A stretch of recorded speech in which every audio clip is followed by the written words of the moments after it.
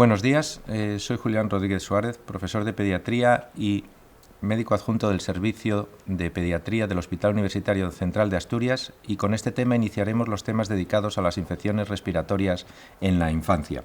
En este tema en concreto hablaremos de las infecciones respiratorias de vías altas, centrándonos sobre todo en lo que son la infección respiratoria de vías altas, rinitis, y la faringoamigdalitis.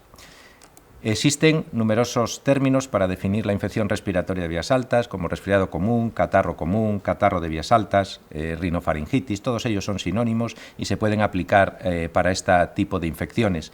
Generalmente son infecciones virales, que son infecciones generalmente autolimitadas, y lo que pasa es que consumen gran cantidad de recursos en las consultas de pediatría y provocan gran absentismo escolar, y en adultos también provocan gran absentismo al trabajo. Los niños son especialmente susceptibles y el pediatra debe de insistir en la necesidad de evitar tratamientos injustificados. Para entender un poco cómo es la fisiopatología de este tipo de infecciones, debemos de conocer lo primero la microbiota normal. Nosotros en la cavidad oral, sobre todo, tenemos numerosos gérmenes. Lo que pasa que entre los gérmenes que están y los gérmenes que pueden provocar patología, pues generalmente muchas veces hay una competencia y no se produce infección por estos porque están controlados unos por otros.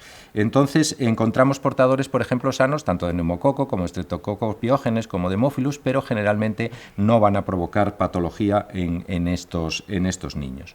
En principio, las infecciones son tan comunes porque existen numerosos virus que lo pueden provocar. Unos no tienen muchos serotipos, pero no producen inmunidad permanente y, por lo tanto, la infección puede ser repetida numerosas veces, y otros tienen tantos serotipos que, aunque produzcan inmunidad, no podemos tener inmunidad para todos ellos, y por eso se producen infecciones repetidas en los diferentes años. Generalmente un niño va a tener pues entre unas 7 o 8 infecciones al año, en la edad sobre todo preescolar, que incluso cuando van a la guardería estas pueden ser casi incluso hasta una al mes, con lo cual imaginaos la cantidad de infecciones que se pueden producir en esta época invernal.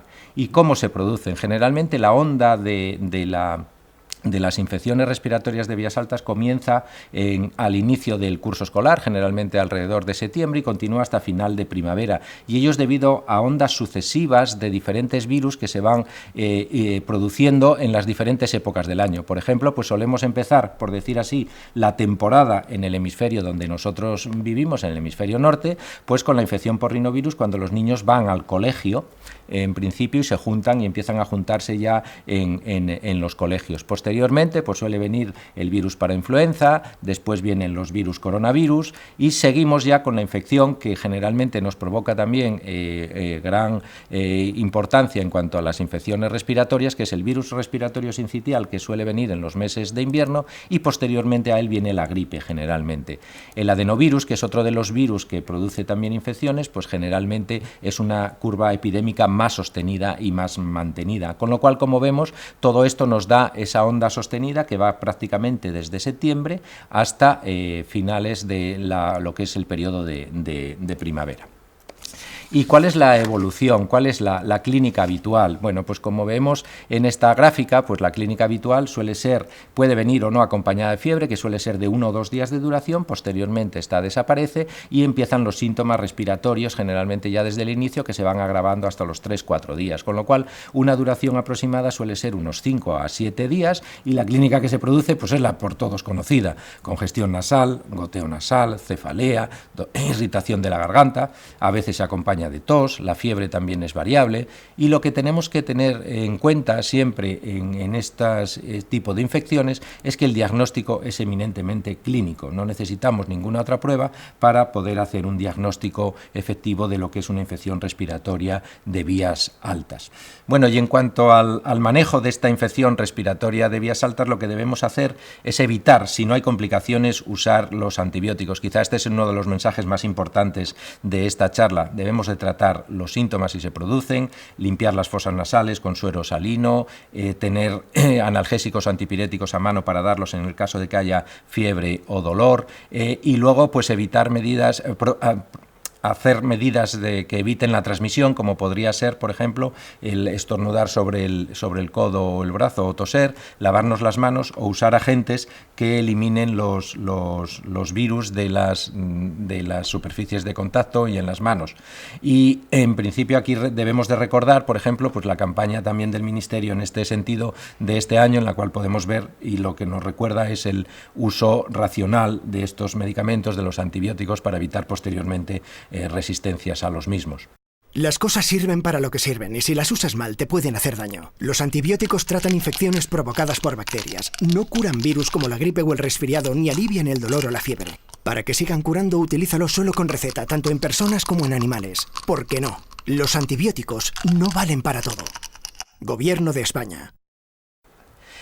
Pasando al siguiente tema que veíamos antes en la presentación, pasamos al campo de las faringoamigdalitis aguda. También es un término que está muchas veces sobreutilizado, porque a veces también se incluye, se superpone con lo que acabamos de ver de las infecciones respiratorias de vías altas o la rinofaringitis. Lo que nosotros vamos a tratar aquí es aquella inflamación o infección de la faringe que provoca además fiebre, dolor de garganta y malestar. Y aparte de esto, lo que vemos es una inflamación faringoamidalar, no exclusivamente aquellos enrojecimientos faringoamidalares que pueden corresponder a otro tipo de infecciones, como puede ser, por ejemplo, el sarampión, como puede ser la parotiditis o como puede ser los resfriados que veíamos antes. También es motivo de consulta importante y, fundamentalmente, la causa de las faringoamidalitis en la edad pediátrica son las causas víricas, pero existe un germen, que es el estreptococo beta hemolítico del grupo A, que lo importante que provoca del 15 al 30% de los casos de faringoamidalitis, y como decía, lo importante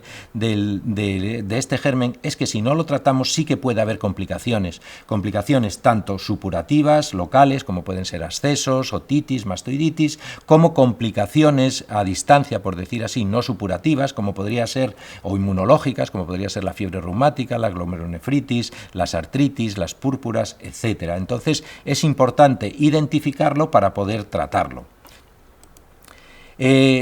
Es difícil a veces distinguir qué tipo de infección es, si es vírica o bacteriana, solamente por la clínica, pero bueno, hay ciertos datos que nos pueden ayudar a saber si puede ser una etiología u otra.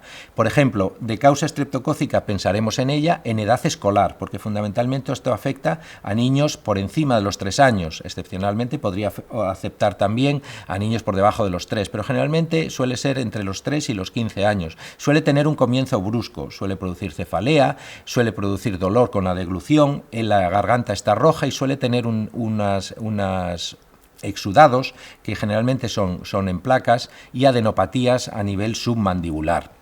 En cuanto a las sugerencias más de causa viral, pues estaría el que fuese un comienzo más gradual, que la fiebre no fuese muy alta, que tuviese tos, que tuviese sobre todo rinorrea, es decir, goteo nasal, afonía, o incluso que pudiésemos identificar algún tipo de exantema vírico o diarrea o otras causas que sabemos que generalmente más acompañan a las infecciones víricas que a las bacterianas. En principio, el diagnóstico es importante y debemos de tener en cuenta que para llegar a un diagnóstico etiológico tenemos pruebas a nuestra disposición, que son pruebas que son rápidas, que lo que determinan es el antígeno del estreptococo beta hemolítico y que nos permiten afinar el diagnóstico y poder hacer tratamientos que estén basados en una prueba microbiológica para poder hacer un tratamiento adecuado y uso de antibióticos adecuado. Entonces, este test de diagnóstico rápido sí que es verdad que a veces no está disponible, pero bueno, siempre hay algunos criterios clínicos, como los criterios de Centor modificados por Marisac, que en principio sí que pueden orientar para hacer una prueba rápida y ver el diagnóstico etiológico de una infección bacteriana. En este algoritmo que presentamos se ve que es el algoritmo de la Asociación Española de Pediatría.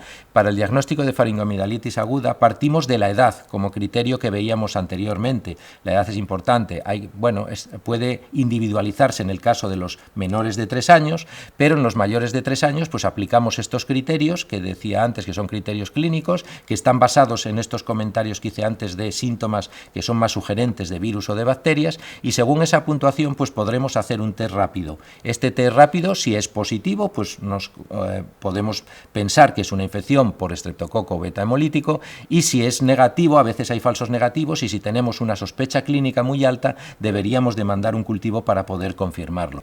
El tratamiento de elección para una faringoamidalitis estreptocócica sigue siendo la penicilina y la amoxicilina. No existe justificación para dar otro tipo de antibióticos en principio.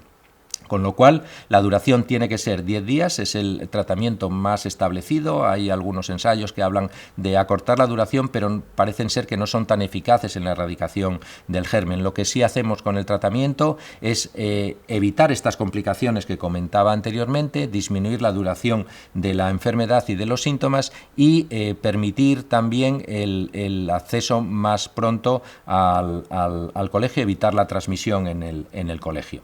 En principio, también, como para finalizar ya este tema, vamos a hablar de otro tipo de faringoamidalitis que también se producen, que son específicas, como puede ser, por ejemplo, el adenovirus, que nos provoca, por ejemplo, una faringitis o una fiebre faringoconjuntival, o los virus Coxsackie, que son enterovirus que nos producen la herpangina, que es un enrojecimiento de los pilares de la garganta, o el virus Epstein-Barr o el citomegalovirus, que lo que nos provocan son mononucleosis infecciosa, que tienen, como sabéis, una afectación de la faringoamidalar con exudados membranosos, y luego pues ya el herpes simple, que nos provocaría una gingivostomatitis herpética. La difteria en España prácticamente no se observa difteria ya desde los años 80, y luego pues habría otros gérmenes anaerobios que son muy raros que se produzcan en los niños. Para finalizar, aquí tenéis la bibliografía donde se puede consultar o ampliar la información que yo he comentado. Y con este apartado cerramos el tema de las infecciones respiratorias de vías altas. Muchas gracias.